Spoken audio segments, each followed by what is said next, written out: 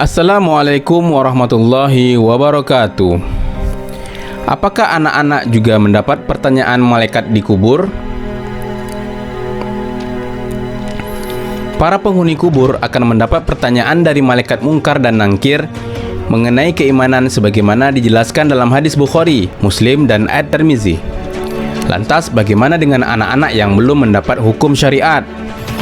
Pertanyaan kubur ini mencakup siapa nama Tuhan, apa agama yang dianut, dan siapa nabi yang menjadi junjungannya.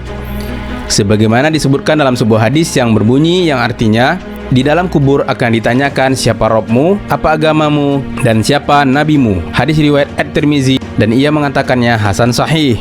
Imam Bukhari dan Muslim juga meriwayatkan hal serupa dengan redaksi yang berbeda. Para ulama berbeda pendapat apakah pertanyaan kubur ini diajukan kepada orang dewasa dan anak-anak. Ada yang menyebut anak-anak tetap mendapat pertanyaan kubur sebagaimana orang dewasa, dan ada pula yang menyebut mereka terhindar dari pertanyaan itu. Ibnu Qayyim al-Jauziyah mengatakan dalam Ar-Ruh li Ibnil Qayyim, pendapat yang menyatakan anak-anak ditanya di dalam kubur disebabkan karena mereka juga disyariatkan sholat dan berdoa agar terlindung dari siksa kubur. Hal ini disebutkan Imam Malik dalam kitabnya Muwatta dari Abu Hurairah radhiyallahu an, bahwa Rasulullah Shallallahu Alaihi Wasallam pernah menyolati jenazah seorang anak-anak, dan dia, Abu Hurairah, mendengar beliau Shallallahu Alaihi Wasallam mengucapkan doa, "Ya Allah, lindungilah ia dari siksa kubur."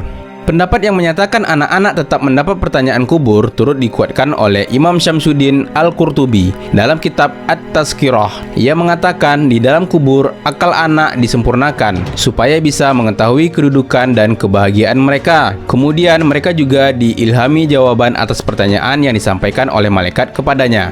Sementara itu, golongan lain yang berpendapat bahwa anak-anak akan terhindar dari pertanyaan kubur, beranggapan bahwa pertanyaan kubur hanya ditujukan kepada orang-orang yang dapat memikirkan siapa Rasul dan apa yang dibawa oleh Rasul itu, sehingga dia tidak ditanya apakah dia beriman kepada Rasul dan menaatinya atau tidak. Kalaupun yang ditanya itu seorang anak yang sama sekali belum baligh, maka bagaimana mungkin dia diberi pertanyaan seperti itu? Sekiranya akalnya dikembalikan kepadanya di dalam kubur, maka dia tidak akan ditanya tentang hal-hal yang tidak mungkin diketahuinya, jelas Ibnu Qayyim al-Jauziyah.